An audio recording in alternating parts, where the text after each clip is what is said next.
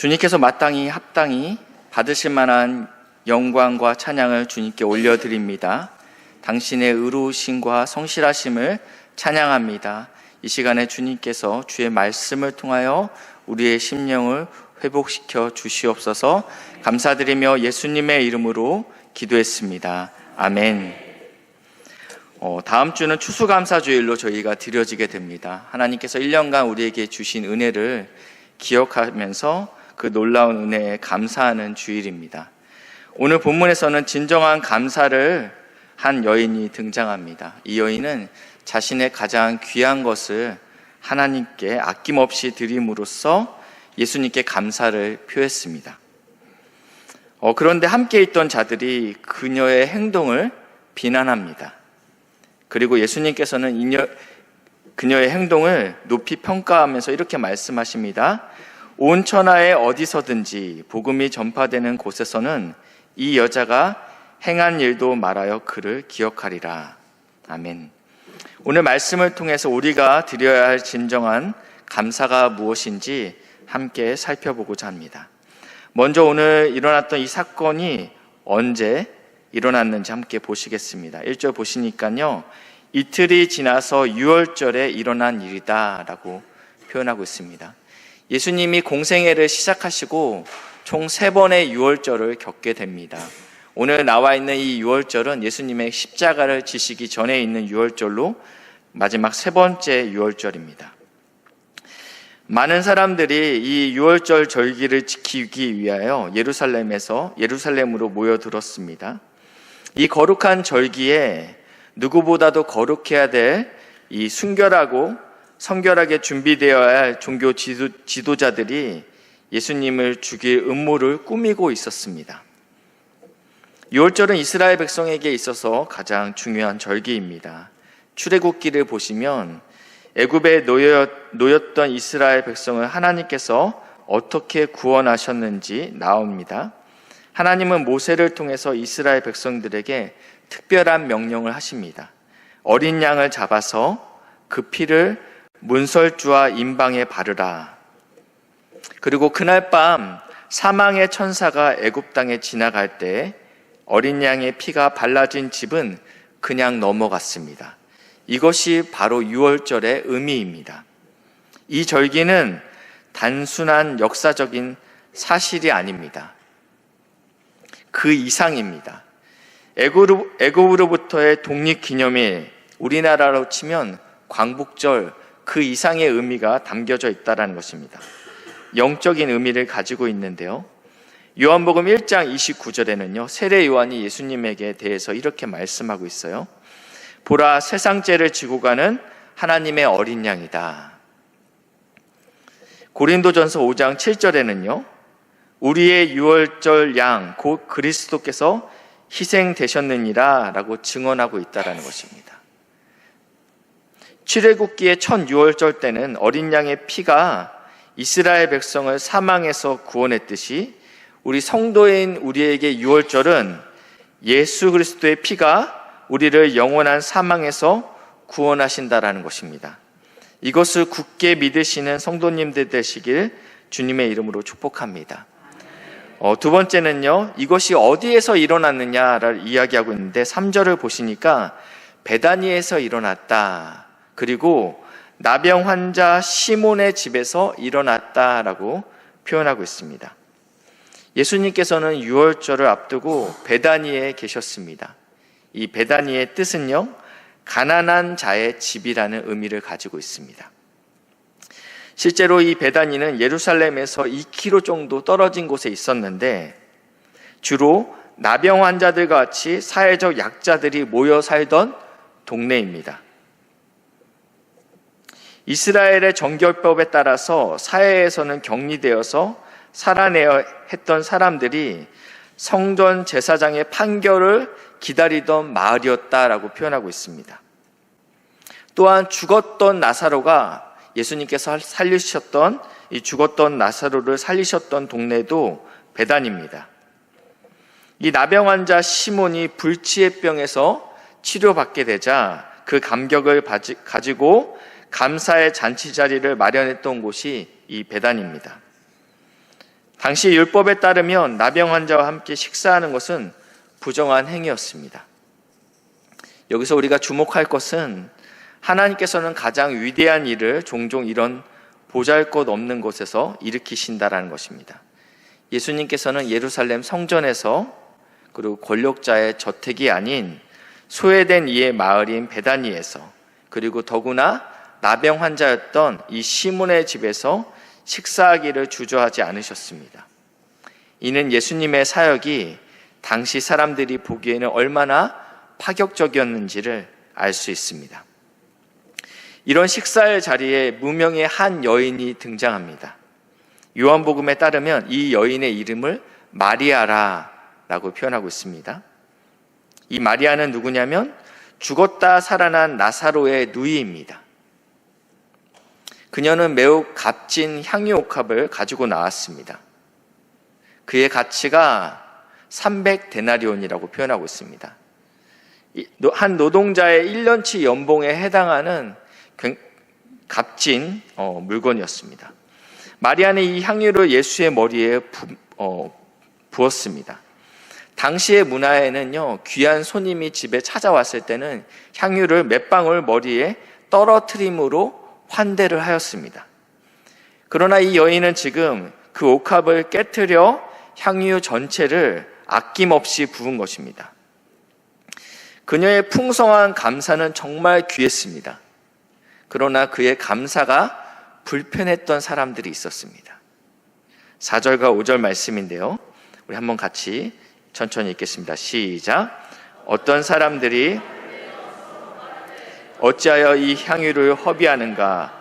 이 향유를 300데나리온 이상에 팔아 가난한 자들에게 줄 수 있었겠도다 하며 그 여자를 책망하는지라. 오늘 본문에는 그 어떤 사람이 누구인지 나와 있지 않습니다.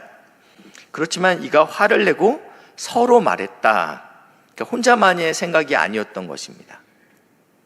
그리고 이 여자를 책망하죠. 세상의 창조주 되시고 우리의 구원자 되시는 하나님께서 마땅히 받으실 만한 합당한 감사를 드리는 일에는요, 오해와 조롱이 항상 따릅니다. 지금 이 여자를 책망하는 자들은 누구입니까? 요한복음에서는 예수를 팔아넘기는 가룟 유다다 이렇게 표현하고 있고요.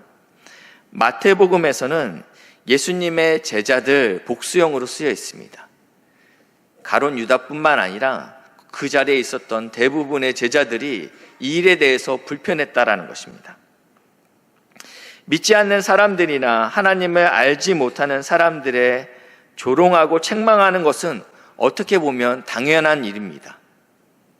그러나 믿는 사람 중에서도, 그리고 같은 신앙 공동체 안에서도 이러한 반응이 나올 수 있다라는 것입니다. 왜 그렇게까지 헌신해야 되는지 이해할 수 없기 때문입니다.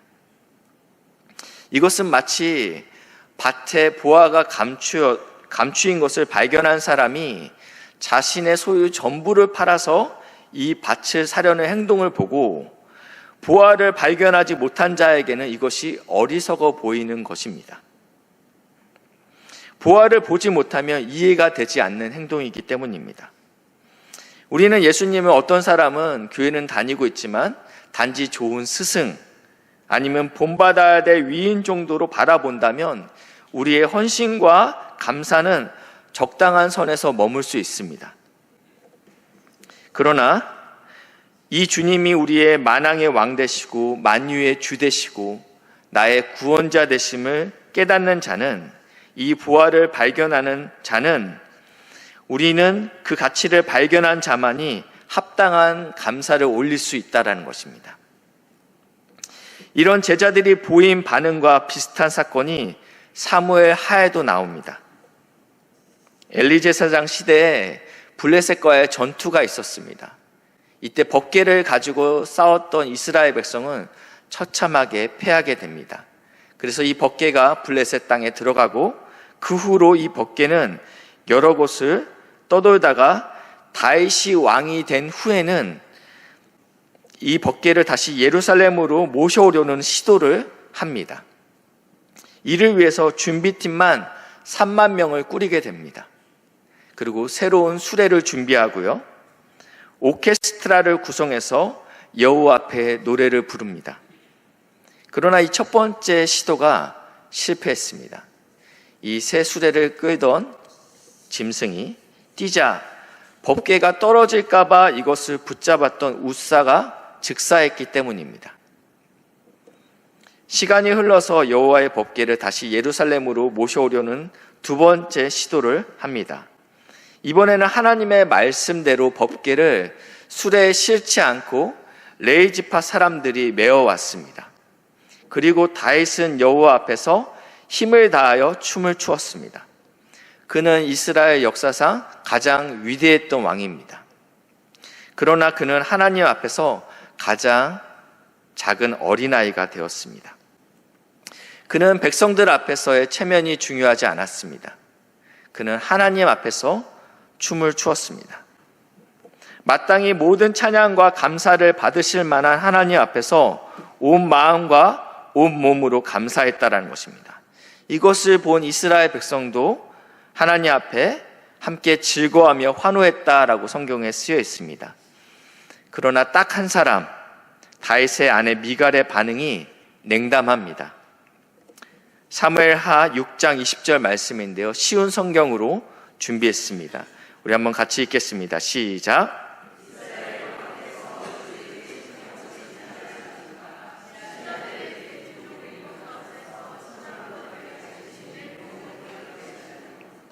다윗의 아내 미갈은 다윗을 아끼는 마음에서 이런 충고를 했다라는 생각이 듭니다. 그렇지만 그의 시선은 어디에 머물렀었냐면요, 신하들의 계집종들이 보는 앞에서 여기 머물렀어요. 사람들이 다윗을 어떻게 볼지가 굉장히 중요했습니다. 미갈의 이야기를 들은 다윗의 고백은 이렇습니다. 사무엘하 6장 21절인데요. 다윗이 미갈에게 이르되 이는 여호와 앞에서 한 것이다 라고 이야기하고 있습니다. 그리고 그 하나님이 나에게 어떠한 분이신지 이 감사의 내용을 그 다음에 담고 있는데요. 그 하나님께서 내 아버지 사울이죠. 내 아버지와 그의 온 집을 버리고 나를 택하사, 내가 원래는 목동이었는데 하나님께서 나를 온 이스라엘의 주권자로 삼으셨으니 내가 여호와 앞에서 뛰놀 것이다.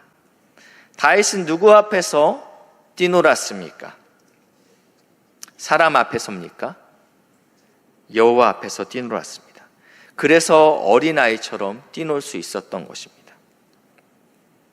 그분이 우리의 아버지시기 때문입니다. 다윗은 하나님 앞에 나아갈 때 계급장을 달고 나아가지 않았어요.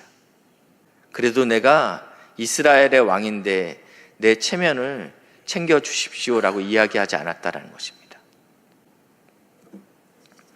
그분은 다윗은 하나님 앞에 나아갈 때 어린아이와 같이 나아갔습니다. 다시 오늘 본문으로 들어와서 이 여인에 대한 예수님의 평가는 어떠했습니까? 예수님은 향유를 부어드린 마리아의 감사를 6절에 이렇게 표현하고 있습니다. 그가 내게 좋은 일을 하였도다 라고 표현하고 있습니다. 여인이 누구에게 이 일을 했냐고 이야기하냐면 내게 했다라는 것입니다. 예수님에게 좋은 일을 하였다라고 이야기하고 있습니다. 어제 이제 토요일 날 주일 준비를 하다가 지하 식당을 잠시 내려가게 됐습니다. 불이 켜져 있어서 그 밤에 몇백 분의 권사님들이 나와서 오늘 점심 식사를 준비하고 있더라고요. 누구 앞에서 섬기고 있었습니까? 오늘은 식사 후에 또 남성 성도님들은 설거지를 하게 됩니다. 누구 앞에서 하시겠습니까? 새벽부터 우리 귀한 성가대가 하나님께 찬양을 올리기 위해서 연습했습니다. 누구에게 들려지길 원하는 찬양을 하셨습니까? 우리의 모든 섬기는 모든 것들이 하나님 앞에서 해야 된다는 것입니다. 그리고 그것이 예수님께 좋은 일이 되어야 된다는 것입니다. 예수께서 내게 좋은 일을 하였구나라는 칭찬을 들으시는 은혜가 우리에게 있기를 주님의 이름으로 소망합니다. 우리는 하나님 앞에서 그리고 예수님께 좋은 일을 하고 싶습니다. 어떻게 그 일을 할 수 있습니까? 첫째는 말씀 안에 깊이 거해야 됩니다. 목사님, 지금부터는 우리가 구체적으로 무엇인가 하나님의 나라를 위해서 또 하나님 앞에 할 수 있는 구체적인 실행 방법을 알려줘야 되는데 다시 또 말씀 앞에 거하라고 하시다니 이것은 좀 이상합니다라고 생각할 수 있습니다. 예수님께 향유를 부어드렸던 가장 지극히 귀한 헌신을 했던 이 마리아, 나의 복음이 전해지는 곳에 그녀의 그 헌신의 이야기, 그녀의 그 감사의 이야기도 함께 전해진다고 했던 이 마리아 같은 우리가 순종을 어떻게 살아내야 되는데 다시 또 말씀 앞으로 가라고 이야기하고 있습니다. 이 베다니 마리아는요, 향유를 이렇게 부어드린 베다니 마리아는 누가복음 10장에도 등장합니다. 10장 38절부터 42절인데요. 저와 함께 교독하시겠습니다. 제가 먼저 읽겠습니다. 그들이 길 갈 때 예수께서 한 마을에 들어가시매 마르다라 이름하는 한 여자가 자기 집으로 영접하더라.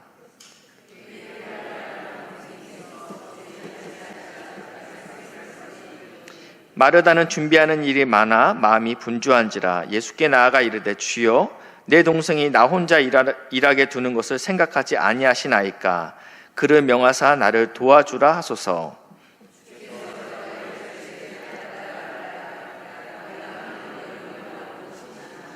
같이 읽겠습니다. 몇 가지만 하든지 혹은 한 가지만이라도 족하니라. 마리아는 그 좋은 편을 택하였으니 빼앗기지 아니하리라 하시니라. 아멘. 일은 누가 벌렸습니까? 마르다가 벌렸어요. 예수님을 너무 사모해서 자신의 집에 그의 제자들과 함께 초청하여 식사를 대접하고자 하는 선한 마음은 마르다가 품었습니다. 그렇지만 손이 부족한 거예요. 눈치 없는 동생 마리아는 그 손님으로 초대된 예수님의 발치에 앉아서 주의 말씀을 듣고 있자 마음이 분주한 마르다가 예수님에게 따져 묻습니다. 예수님, 동생 안 보입니까? 제가 저렇게 눈치가 없고 철이 없습니다. 어서 예수님께서 한 말씀만 해주십시오. 너 네 언니를 도와서 일을 좀 거들어야 되지 않겠니? 그런데 예수님의 반응은요, 그렇지 않았어요. 그녀가 좋은 편을 택하였으니 빼앗기지 아니하리라 라고 표현하고 있습니다. 이 마리아는요, 예수님의 발치에 앉아서 말씀을 들었던 사람입니다. 말씀을 통해서 예수님을 깊이 알았기에 결정적인 순간에 유월절이 이틀 앞두고 십자가를 지시기 전에 가장 귀한 감사를 드릴 수 있는 주인공이 될 수 있었다라는 것입니다. 간혹 말씀의 자리에는 소홀하고 봉사의 자리에 열심히 있는 성도들이 있습니다. 섬기는 일에 수고하고 애쓰고 분주합니다. 그러나 사람들이 알아주지 않는다고 서운한 마음이 들어 교회를 나오지 못하는 성도님들이 있습니다. 지금까지 했던 헌신과 수고를 누구 앞에서 한 것입니까? 사람 앞에서 한 것입니다. 이들의 헌신과 수고는 빼앗긴다라고 이야기하고 있습니다. 영원히 빼앗기지 않을 것이 있는데 말씀 앞에 머무는 것이라고 이야기하고 있습니다. 그리고 충분히 말씀 앞에 머물렀을 때 결정적인 순간에 가장 위대한 감사를 표할 수 있다는 것입니다. 42절을 공동 번역으로 보면 좀 더 명확해집니다. 누가복음 10장 42절인데요. 실상 필요한 것은 한 가지뿐이다. 마리아는 참 좋은 목을 택했다. 그것을 빼앗겨서는 안 된다. 오늘 이 말씀을 듣고 나는 앞으로 성가대도 안 쓰고 교사도 안 하고 주차 봉사도 안 하고 이제는 말씀만 듣겠습니다라고 적용하면 안 됩니다. 말씀 앞에 충분히 머물 때야 우리가 비로소 하나님 앞에서 온전한 감사를 할 수 있다라는 것입니다. 말씀 앞에 머문다면 마리아와 같은 결정적인 순간에 큰 감사를 하게 될 것입니다. 왜냐하면 우리가 받은 은혜가 얼마나 큰 은혜인지 깨닫는 자만이 그에 합당한 감사를 드릴 수 있기 때문입니다. 그러기 위해서 더더욱 하나님의 말씀 안에 거해야 합니다. 하나님이 받으실 만한 합당한 열매는 가지가 포도나무에 붙어 있어야 됩니다. 나무는 시냇가에 심기어야 됩니다. 성도는 예수님께 붙어 있어야지 우리가 하나님이 원하시는 합당한 감사의 열매를 맺을 수 있다는 것입니다.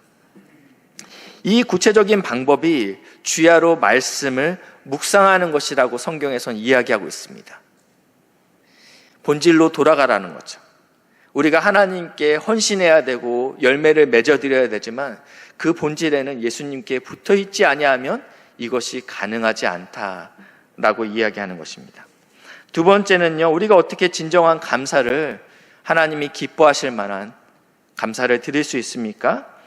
예수님과 이웃사랑의 균형을 맞춰야 됩니다. 오늘 읽었던 7절에는요, 가난한 자들은 항상 너희와 함께 있으니 아무 때라도 원하는 대로 도울 수 있거니와 나는 너희와 항상 함께 있지 아니하리라는 말씀하셨는데, 이 말씀은 가난한 자들은 신경 쓰지 말고 나에게 집중하라는 말씀이 아닙니다. 이는 예수님께 드리는 예배와 이웃사랑이 대립되는 것이 아님을 보여주고 있습니다. 그러나 우선순위는 하나님 사랑이 먼저라는 것입니다. 순서가 중요합니다. 하나님을 온전히 사랑할 때 그래야지 올바른 이웃사랑을 할 수 있다는 것입니다. 신명기 16장 14절 말씀인데요, 우리 같이 읽겠습니다. 시작.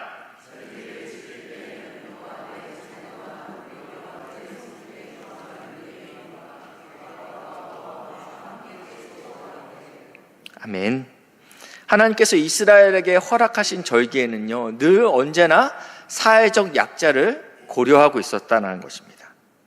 그들을 향해서 손을 내밀라라고 분명히 말씀하고 있습니다.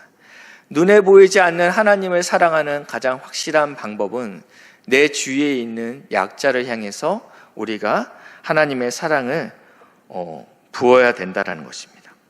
하나님께서 신성교회를 이곳에 세우신 이유는 이 지역에 있는 이웃들에게 복의 통로가 되기 위해서 세우셨다라는 것입니다. 말씀을 정리하겠습니다. 우리는 마리아를 통해서 진정한 감사가 무엇인지 생각하는 시간을 가졌습니다. 예수님께서 십자가를 지시기 전에 마리아는 가장 귀한 것을 드림으로써 주님께 감사를 표했습니다. 그것은 가장 귀한 것, 전부를 드리는 것이며 사람들의 시선이나 비난에 개의치 않고 주님 앞에서 합당한 것을 드리는 것입니다. 우리가 받은 구원의 은혜는 마리아의 향유보다 훨씬 더 값진 것입니다. 예수님은 우리의 유월절 양으로 자신을 내어주셨습니다. 그 은혜에 합당한 감사로 반응하며 신앙생활 하시는 저와 여러분 되시길 주님의 이름으로 축복합니다. 아멘. 기도하시겠습니다. 사랑의 하나님 아버지, 감사합니다. 우리도 마리아처럼 우리의 가장 귀한 것을 주님께 드릴 수 있는 믿음을 허락하여 주옵소서. 주님의 말씀 안에 깊이 거함으로써 우리를 향하신 크신 은혜와 사랑을 깨달아 알게 하시고 그 은혜에 합당한 감사를 드리는 저희가 되게 하여 주옵소서. 예수님을 향한 예배가 우리의 삶의 첫 자리가 되게 하시고 그 사랑이 우리의 이웃을 향해 자연스럽게 흘러가게 하옵소서. 우리의 구원자 되시는 예수님의 이름으로 기도드립니다. 아멘.